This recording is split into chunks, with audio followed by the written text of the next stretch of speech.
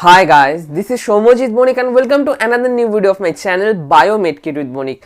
So guys, जो लोग आप मुझे फॉलो करते हो वो जानते ही हो, प्रीवियस बहुत सारे वीडियोस में हम लोगों ने डिस्कस कर लिया था कि हमारा जो न्यू व्हाट्सएप ग्रुप हो रहा है, जो टेलीग्राम ग्रुप हो रहा है, वहां पर मैं आपको वीकली एक टारगेट दूंगा जो आपको कंप्लीट करना पड़ेगा एंड वीक के लास्ट में मैं आपको एक टेस्ट पेपर और क्वेश्चन पेपर प्रोवाइड करूंगा जिसका वीडियो सोल्यूशन मैं खुद का YouTube channel biomed kit with बोनिक में डाल दूंगा। ठीक है, तो ऑब्वियसली गाइस जो लोग अभी भी उस वाले टेलीग्राम एंड व्हाट्सएप ग्रुप को ज्वाइन नहीं किए हैं तो वो लोग डिस्क्रिप्शन बॉक्स के थ्रू उस व्हाट्सएप एंड टेलीग्राम ग्रुप में ज्वाइन कर सकते हो। एंड अगर आप मेरे चैनल पे नए हो तो don't forget to subscribe this channel क्योंकि ऐसे interesting videos for NEET 2021 aspirants आते रहेंगे। ठीक है, तो चलिए आज हम जंप करते हैं डायरेक्ट हमारे वीडियो के मेन। सो गाइस 6 महीने के अंदर अंदर क्या हम नीट क्रैक कर सकते हैं?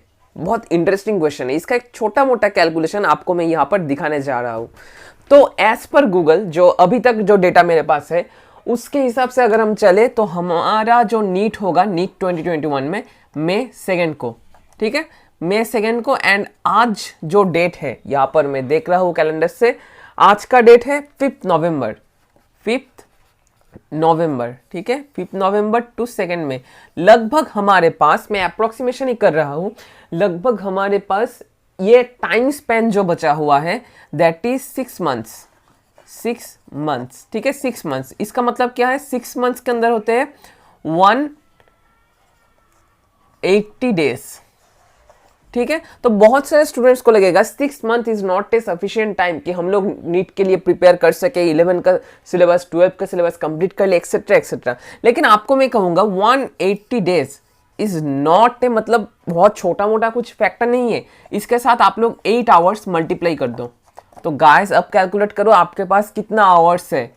तो आपके पास टोटल जो है 1440 आवर्स है। This are not a small time, too much large. ठीक है, ये बहुत लंबा टाइम स्पैन है जो आप बिताओगे इन 6 महीने में। ठीक है, एंड इस 6 महीने में हमारा मेन जो टारगेट होगा 180 डेज में, 180 डेज के अंदर अंदर हम फर्स्ट 150 डेज में, मतलब लगभग हम लोग 5 महीने के अंदर अंदर हमारा होल सिलेबस कंप्लीट करेंगे, शॉर्ट नोट्स बनाएंगे एंड ऑब्वियसली प्रैक्टिस करेंगे।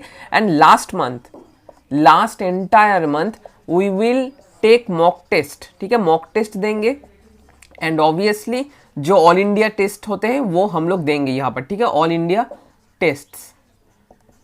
ठीक है, ये चीज हमें करना ही पड़ेगा ताकि हम लोग नीट 2021 को क्रैक कर सके। एंड ऑब्वियसली गाइस बहुत सारे एक्सपीरियंस से, बहुत सारे दिन मैंने जो बिताए थे मेरे ड्रॉप ईयर्स में, उस दिन के जो एक्सपीरियंस मुझे हुआ था उसके हिसाब से ही मैं आपको बता रहा हूँ। 150 डेज आपका प्रिपेरेटरी फेज है एंड लास्ट जो 30 डेज है वो आपका है एग्जामिनेशन एंड टेस्ट डेज। ठीक है, तो चलिए इसके बाद हम लोग डिस्कस कर लेते हैं कैसे हम लोगों को पढ़ना पड़ेगा इन 6 मंथ्स में। ठीक है, ताकि हम लोग अच्छे से एनसीईआरटी को खुद के अंदर, मतलब खुद के ब्रेन के अंदर घुसा सके। ठीक है, तो अब चलिए गाइस डिस्कस कर लेते हैं इन नेक्स्ट 6 मंथ के अंदर अंदर हमें कैसे अच्छा करके एनसीईआरटी को पढ़ना होगा ताकि एनसीईआरटी से कोई भी क्वेश्चन आए, any question come from NCERT we can solve that very easily. ठीक है, तो चलिए वो भी हम लोग। सो गाइस अब हम आते हैं one of the most frequently asked questions में कि भैया नीट 2021 के लिए हमें कितना आवर्स पढ़ना पड़ेगा। यह बहुत इंपॉर्टेंट क्वेश्चन है आपको समझने के लिए। एंड ऑब्वियसली और एक जो डिफरेंट क्वेश्चन है दैट इज भैया हमें रिवाइज कैसे करना पड़ेगा। ठीक है, तो वही हम इस टाइम देखेंगे। फर्स्ट हम लोग आते हैं भैया हमें कितना आवर्स पढ़ना पड़ेगा। तो जनरली मैं जो फॉलो करता था, अगर मैं आपके सिचुएशन में होता, मैं रेगुलरली ट्राई करता 7 to 8 आवर्स पढ़ने का, जिसके अंदर से मैं 2 hours for biology, 2 hours for physics and 2 hours for chemistry ऐसे डिवाइड करता। एंड लास्ट जो 2 आवर्स रहते उनमें मैं रिविजन करता, प्रैक्टिस करता एंड प्रीवियस ईयर्स क्वेश्चन देखता। ठीक है, ये तो हो गया हमारा सेगमेंटेशन ऑफ आवर्स। अगर आपका ऐसा भी हो सकता है कभी, अगर आपका आप बायोटेक्नोलॉजी पढ़ रहे हो, एंटायर बायोटेक्नोलॉजी रिवाइज कर रहे हो, आपका लग गया 3 आवर्स, तो आपके पास बचे हुए कितना आवर्स है? 5 आवर्स। उनमें से 1 आवर्स हल्का फुल्का कोई एक केमिस्ट्री का चैप्टर आप लोग देख सकते हो, 1 आवर केमिस्ट्री, 3 + 1 4 एंड बाकी जो 2 आवर्स है उसमें आप लोग फिजिक्स का कोई एक चैप्टर देख सकते हो। और ये भी कर सकते हो आप लोग, अगर कोई फिजिक्स का एक डिफिकल्ट चैप्टर आप लोग कर रहे हो एंड उसमें 3 to 4 आवर्स चला गया, तो 1 आवर बायो का कोई एक हल्का फुल्का चैप्टर एंड केमिस्ट्री में 1 आवर फॉर 1 हल्का फुल्का चैप्टर इन केमिस्ट्री, ऐसे आपको डिवाइड करके करना पड़ेगा रेगुलरली। एक चीज को याद रखना, consistency is better than hard work and smart work is also better than hard work. मतलब आप लोग एक दिन में 100 घंटा पढ़ते हो, एक दिन में 200 घंटा पढ़ते हो, दैट्स नॉट मैटर, लेकिन आप लोग रेगुलरली 8 घंटा करके अगर पढ़ते हो तो that's enough for your preparation. और ज्यादा ही कह दिया, एक दिन में 24 आवर्स रहते हैं, 100 घंटा कोई भी नहीं पढ़ सकता इन 1 डे, ठीक है। तो ये फैक्टर आपको समझना पड़ेगा कि आपको रेगुलरली 8 आवर्स, आप लोग अगर 8 आवर्स भी नहीं कर सकते हो तो 6 आवर्स रेगुलरली पढ़ना पड़ेगा। ऐसा नहीं कि आज 5 आवर्स, कल 4 आवर्स, उसके बाद 2 आवर्स, उसके बाद पढ़ा ही नहीं। रेगुलरली आपको जो टाइम आपने सिलेक्ट किया है उस टाइम पीरियड में आपको पढ़ाई करना ही होगा, ठीक है। ये हो गया हमारा क्या, ये हो गया हमारा ड्यूरेशन। चलिए गाइस, अब हम जो एक स्टोरी बताने जा रहे हैं उसके अंदर से हम लोग कुछ छोटा मोटा करके एनालाइज भी करेंगे, ठीक है। तो मैं सोच रहा हूं 3 फ्रेंड्स हैं, संता, बंता एंड मंता। ये 3 फ्रेंड्स हैं, संता, बंता एंड मंता, जो कोई एक कोचिंग सेंटर में जा रहे हैं और एनसीईआरटी पढ़ रहे हैं, नीट 2021 के लिए प्रिपरेशन ले रहे हैं, ठीक है। तो पहला जो आता है संता, ठीक है। संता ने क्या किया, वो एनसीईआरटी सिर्फ पढ़ा, ठीक है, लेकिन एनसीईआरटी पढ़ने के बाद उसको रिवाइज नहीं किया एंड जो शॉर्ट नोट्स थे वो भी उसने प्रिपेयर नहीं किया, ठीक है। संता ने क्या किया, एनसीईआरटी बहुत अच्छे से पढ़ा, लाइन बाय लाइन पढ़ा, लेकिन कोई शॉर्ट नोट नहीं लिया, रिवाइज नहीं करा। बंता ने क्या किया, बंता ने एनसीईआरटी ही नहीं पढ़ा। इसके साथ उसने क्या किया, जो कोचिंग इंस्टीट्यूट में जा रहे थे उसका नोट्स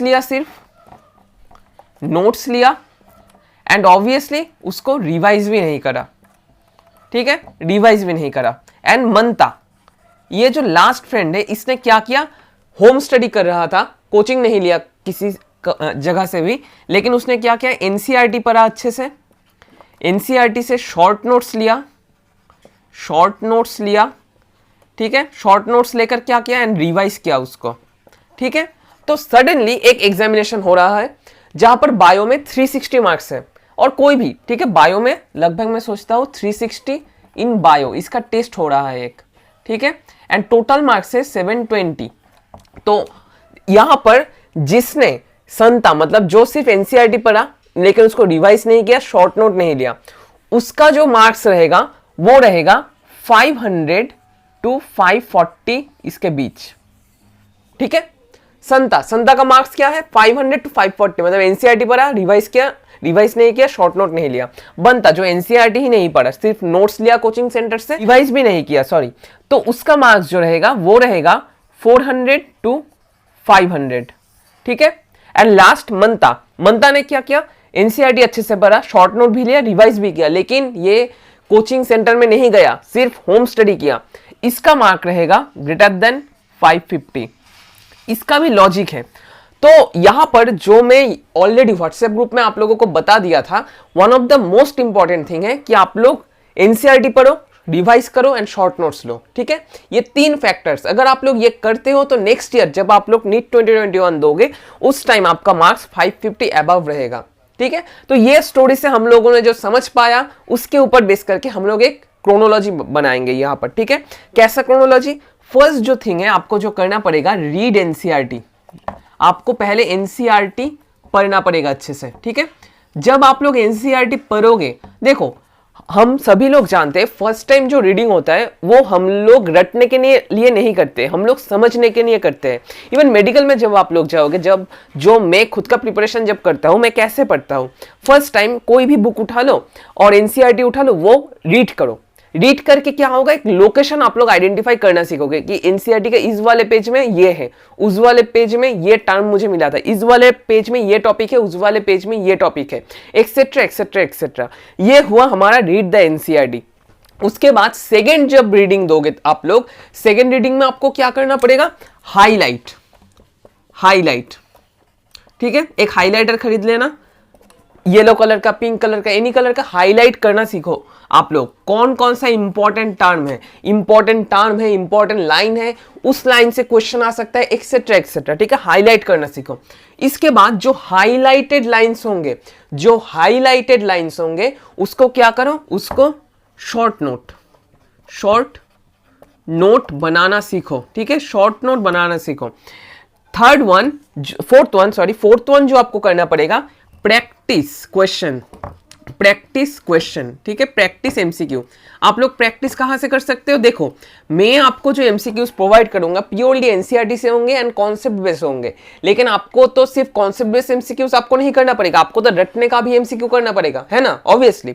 तो आप लोग जब शॉर्ट नोट बनाओगे उसके बाद प्रैक्टिस स्टार्ट करो। देखो ये जब आप लोग करोगे, ये हुआ हमारा first reading, read the NCERT, second reading highlight, third reading short note banana, and जो फोर्थ टाइम पे आपको करना पड़ेगा प्रैक्टिस एमसीक्यूज। कहां से, आप आकाश का कोचिंग मॉड्यूल ले सकते हो, कोचिंग मॉड्यूल्स और एनीथिंग, ठीक है। कोचिंग मॉड्यूल्स और कोई एमटीजी का बुक, एनीथिंग, ठीक है। एमटीजी मुझे स्पॉन्सर नहीं कर रहा है, ठीक है, ये बता दिया मैंने। तो कोचिंग मॉड्यूल्स और एमटीजी एनीथिंग आप लोग कर सकते हो। करने के बाद उसके बाद आप लोग प्रीवियस ईयर्स क्वेश्चन इसको भी ट्राई करो, क्योंकि प्रीवियस ईयर्स क्वेश्चन है, मतलब 80 to 85% जो कॉन्सेप्ट्स आते हैं ना वो प्रीवियस ईयर्स क्वेश्चन से ही आते हैं। ये बहुत इंपॉर्टेंट चीज है। अगर आप लोग प्रीवियस ईयर्स नहीं करते हो कोई एक साल, तो ऑब्वियसली आपका सिलेक्शन होने में बहुत डिफिकल्टी होगा, ये फैक्टर को याद रखना। एंड इसके बाद आपको और एक लास्ट इंपॉर्टेंट पॉइंट, जो डाउट्स होंगे, डाउट्स नोटबुक, ये एक मेंटेन करो। मतलब क्या, कोई एक आप लोग, मैं समझ रहा हूं आकाश से और एलन से कोई एक एमसीक्यू कर रहे हो और एमसीक्यूज कर रहे हो प्रैक्टिस, ठीक है। प्रैक्टिस में तो ऐसा नहीं होगा कि सब एमसीक्यूज आप लोग कर पाओ और सब प्रैक्टिस एमसीक्यूज आप लोग अच्छे से सॉल्व कर पाओ। जो जो डाउट्स होंगे वहां पर, उसको आप लोगों को एक डिफरेंट नोटबुक पे, जिसे हम कहेंगे डाउट बुक और डाउट क्लियरिंग बुक, उसमें नोट करना पड़ेगा। ये बहुत इंपॉर्टेंट पॉइंट है, ठीक है। एंड उसका जो आंसर होगा एनसीईआरटी से, ठीक है, एनसीईआरटी आंसर लाइन आपको सर्च करना पड़ेगा। मतलब क्या, अगर मैं सोच रहा हूं आप लोगों का कोई एक क्वेश्चन है कि जो कॉम्प्लेक्स 5 होता है हमारा, किसमें कॉम्प्लेक्स 5, जनरल रेस्पिरेशन में जो ईटीएस में कॉम्प्लेक्स 5 होता है, कॉम्प्लेक्स 5 का स्ट्रक्चर बेस्ड और F1 F0 मॉडर्न से कोई एक क्वेश्चन आ गया है, तो आपको क्या करना पड़ेगा, आपको उस टॉपिक पर डाउट है तो आप लोग नोटबुक में वो क्वेश्चन मार्क करोगे, क्वेश्चन लिखोगे, ऑप्शंस लिखोगे, करेक्ट ऑप्शन मार्क करोगे, एंड एनसीईआरटी से जिस लाइन में वो क्वेश्चन का आंसर दिया हुआ है वो लाइन ढूंढ के उस लाइन को आप लोग अपने नोटबुक में नोट कर डालोगे। सिर्फ और सिर्फ तभी, मतलब केमिस्ट्री, बायो एंड फिजिक्स के लिए अगर आप लोग ये क्रोनोलॉजी, जो प्रोसेस का क्रोनोलॉजी मैंने बताया, ये मेंटेन कर पाओ, तो ऑब्वियसली गाइस एट लास्ट, मतलब 150 डेज के बाद, ठीक है, जो प्रिपरेटरी फेज था 150 डेज के बाद आप लोगों के पास एक अच्छा खासा नोटबुक होगा जो आप लोग क्या रिवाइज कर सकते हो। मैंने ऑलरेडी कह दिया लास्ट मंथ में आपका क्या प्रिपरेशन होगा, आप लोगों को रिवाइज करना पड़ेगा एंड मॉक टेस्ट देना पड़ेगा and previous years paper solve करना पड़ेगा। तो उस टाइम पे ये जो आप लोगों ने डाउट बुक बनाया है, ये हम लोग आते हैं रिवाइज कैसे हम लोग करेंगे। तो मैं सोचता हूं, मैंने ऑलरेडी जो बता दिया, फर्स्ट वीक में आप लोग जो पढ़ोगे, सेकेंड वीक में आप लोग एक न्यू चैप्टर्स पढ़ोगे for physics, chemistry and biology, लेकिन फर्स्ट वीक में जो पढ़ा था वो सेकेंड वीक में आप लोग रिवाइज करोगे। समझे बात को, फिर से रिपीट करता हूं, फर्स्ट वीक में जो आप लोग पढ़ रहे हो इस टाइम पे, जो शॉर्ट नोट बना रहे हो, तो उस शॉर्ट नोट को आपको सेकेंड वीक में रिवाइज करना पड़ेगा एंड सेकेंड वीक में न्यू चैप्टर्स पढ़ के उसका शॉर्ट नोट बनाना पड़ेगा। ऐसे सेकेंड वीक हो गया। इसके बाद थर्ड वीक में जब आप लोग जाओगे तो थर्ड वीक में न्यू कुछ चैप्टर्स आपको पढ़ना पड़ेगा, उसका शॉर्ट नोट बनाना पड़ेगा एंड उसके साथ सेकेंड वीक में जो आपने पढ़ा था उसका शॉर्ट नोट थर्ड वीक में रिवाइज करना पड़ेगा। मतलब जंप करके आपको रिवाइज करना ही पड़ेगा।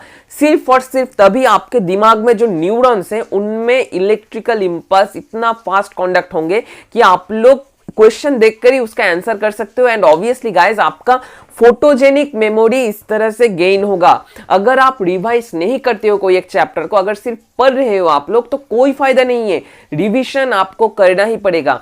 मतलब फर्स्ट वीक का सेकंड वीक में, सेकंड वीक का थर्ड वीक में, थर्ड वीक का फोर्थ वीक में। एंड ऑब्वियसली गाइस मैं तो टेस्ट सीरीज में मतलब टेस्ट जो लूंगा 10 to 20 क्वेश्चंस होंगे पर टेस्ट, पर chapter wise NCERT based test, उसमें मैं क्वेश्चंस दे दूंगा, उससे आप लोग प्रैक्टिस करके आप लोग कहां पर बिलोंग करते हो और आपका मार्क्स कितना है वो आप लोग जज कर सकते हो। एंड उसके साथ जो आकाश का, एलन का कोई भी स्टडी मटेरियल लेकर उसका प्रीवियस ईयर क्वेश्चन प्लस उसका एमसीक्यूज प्रैक्टिस तो करना ही पड़ेगा, ठीक है। तो इस तरह से हम लोगों को रिवाइज करना पड़ेगा टाइम टू टाइम, ठीक है। आई थिंक आप लोग समझ रहे हो मैं क्या कहना चाहता हूं, ठीक है। तो ऑब्वियसली व्हाट्सएप ग्रुप में मैं अपलोड कर दूंगा डेली बेसिस पे और वीकली बेसिस पे कि कौन कौन सा चैप्टर आपको करना होगा। एंड वीक के लास्ट में मैं आपको ये प्रोवाइड करूंगा क्वेश्चन पेपर जो आपको सॉल्व करना पड़ेगा। एंड एट लास्ट जब मैं वीडियो सोल्यूशन प्रोवाइड करूंगा उसके थ्रू आप लोगों को वो क्वेश्चन देखना पड़ेगा। एंड अगर कोई डाउट है तो कमेंट बॉक्स में मुझे बताना पड़ेगा और व्हाट्सएप एंड टेलीग्राम ग्रुप में बताना पड़ेगा। So guys don't forget to join that group and hurry up, क्योंकि बहुत सारे स्टूडेंट्स अभी भी ज्वाइन कर रहे हैं वो ग्रुप को।